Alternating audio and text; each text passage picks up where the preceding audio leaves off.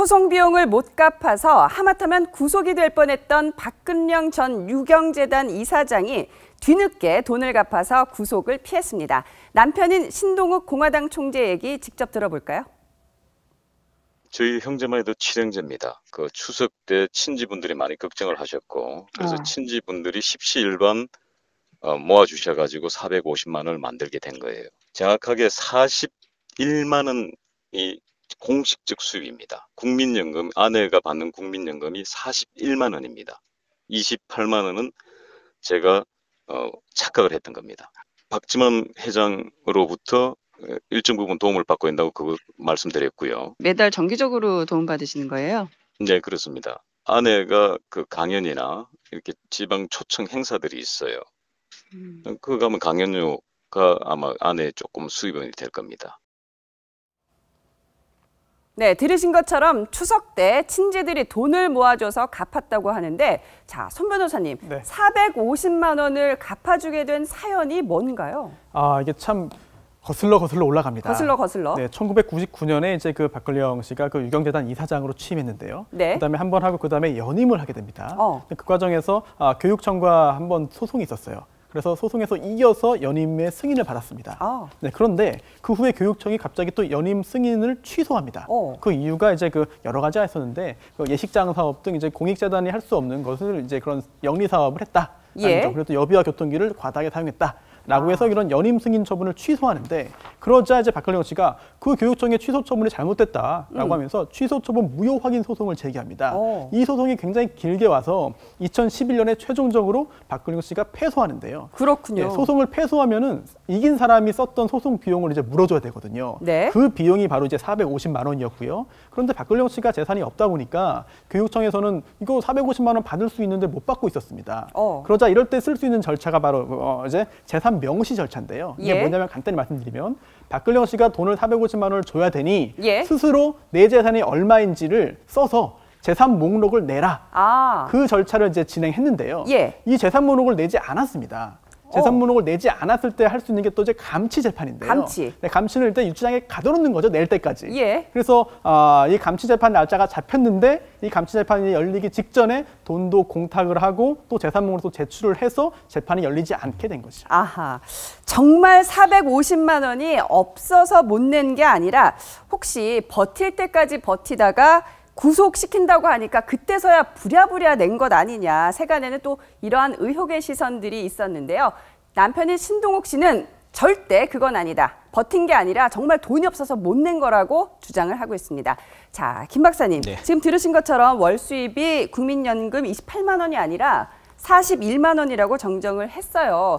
사실 28만 원이나 41만 원이나 어떻게 살아갑니까? 정말 생활이 굉장히 어려운 것 같은데요. 뭐 이런 상황이면 상당히 극빈자라고 해도 과언이 아닐 텐데, 신동욱 씨 주장에 의하면 빚이 8억이 있다고 얘기를 합니다. 아이고. 그럼 뭐 빚에 대한 압박이 상당히 많았을 텐데, 그리고 박근영 씨는 10,000원짜리 신발을 신고 다닌다. 그러니까 그만큼 청렴하게 다닌다라는 얘기인데, 뭐 청렴한 건지 정말 돈이 없는 건지는 잘 모르겠지만 그렇게 다닌다고 하고 있고요. 그리고 얼마 전에 이제 박근영 씨가 TV 매체에 나왔을 때는 옷을 좀 화려하게 입었었습니다. 좋게 입었었는데 그것도 지인의 옷이다, 본인의 옷이 아니다, 빌려 입은 옷이다, 이렇게 주장을 하고 있습니다. 그렇군요. 그래서 생활고 때문에 신동욱 총재가 급기야 막노동을 시작을 했다는데요. 직접 들어보겠습니다.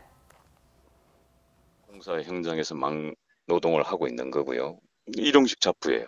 택시 운전을 하려고도 생각을 해봤고, 방송 단역으로 하려고 이력서도 내봤고요. 기타 기업에 이력서도 10군데 정도 넣은 걸로 난 기억이 납니다. 우리가 이렇게 하면은 이렇게 한다고 뭐라 그러지요? 저렇게 하면 저렇게 한다고 얘기를 하죠. 탑골 공원에서 3,000원짜리 계란말이 놓고 1,500원짜리 막걸리를 탁자 위에 올려서 마시면은, 돈이 필요하시면은 총재님 말씀하십시오. 저희들이 도와드리겠습니다. 그 돈 받으면 어떻게 되지요? 사고 나는 겁니다.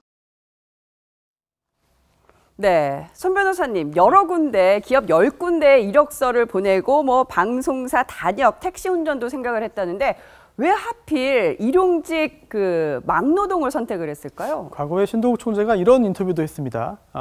과거 이제 그 전에 그 대학 교수로 재직했기 때문에 그 능력과 경험을 살리기 위해서 여러 차례 지원했지만 대통령의 일가이기 때문에 그것도 사이가 좋지 않은 일가이기 때문에 계속해서 역차별받는다라는 취지의 이야기를 한 적이 있거든요. 그래서 이번에도 아마 그렇게 생각을 하지 않을까 싶은데 또 일각에서는 또 이렇게도 보고 있습니다. 이것도 역시 정치 활동의 일환 아니냐. 그러면서 이제 서민적인 그런 것을 보여주고 정말 자신은 청렴하고 정말 가진 게 없다. 그런 측면에서의 어떤 그 보여주기가 아니냐라는 그런 여론도 일부 있습니다. 네, 김 박사님, 이 신동욱 씨 얘기를 들어보면 탑골공원에서 3,000원짜리 계란말이 시켜놓고 1,500원짜리 막걸리 시켜서 먹고 있으면 주변에서 돈을 빌려주겠다, 돈 갚아주겠다는, 도움을 주겠다는 사람들이 많은데 사고 날까 봐 안 받는다고 지금 얘기를 하고 있습니다. 어떻게 들으셨어요?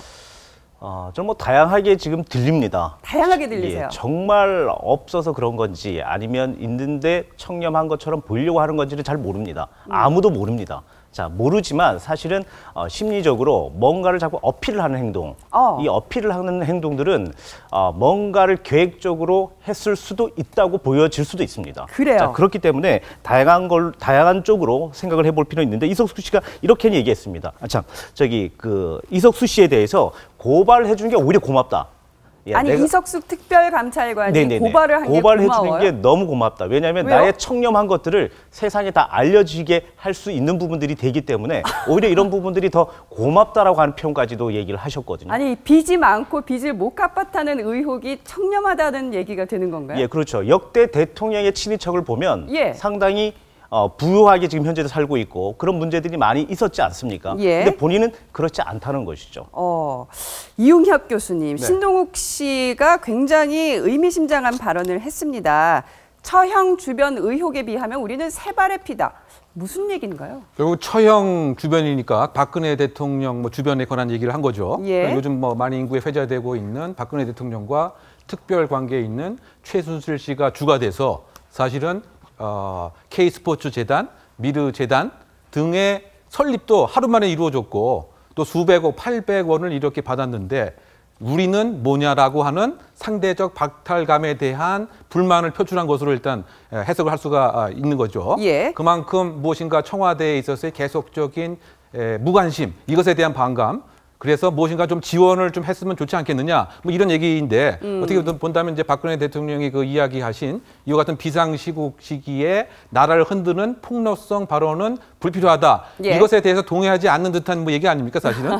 그래서 사실은 이것을 대조 대비법을 활용해서 예. 우리의 그 사건은 너무 부풀어지는 것 같고 처형 쪽의 사건은 축소되는 것은 아니냐, 이렇게 그 이야기를 한 것을 보면은 상당 부분 현재 상황에 대해서 예. 불만과 상대적 박탈감을 느끼고 있는 예. 그런 심정이 표상된 것이 아닌가 생각됩니다. 네, 손 변호사님, 이 네. 신동욱 총재 공사판 말고 목소리를 들어보면요, 네. 차라리 성우를 하면 어떨까 또 싶어요. 목소리 굉장히 좋잖아요. 목소리 정말 좋습니다. 좀 부러울 예. 정도의 목소리인데 안 그래도 과거에 성우를 꿈꿨던 적이 있다고 합니다. 네, 이제 고등학교 졸업하고 원하던 대학 입시에 실패를 해서 낮에는 일을 하고 밤에는 공부를 하고 있었는데 그때 한 잡지를 봤더니 굉장히 눈이 아주 그냥 딱 꽂히는 내용이 있었다고 합니다. 네. 그게 뭐냐면 유명한 성우죠. 배한성 씨가 이제 그 당시도 이제 굉장히 그 가요계에서 최고였던 조용필 씨와 그럼 맞먹는 수입을 올린다. 그런 내용을 보고 와, 그렇다면 나도 성우를 한번 해보자 예. 생각을 했다고 하는데요. 그래서 그 다음 해에 이제 그 부산 경상전문대학교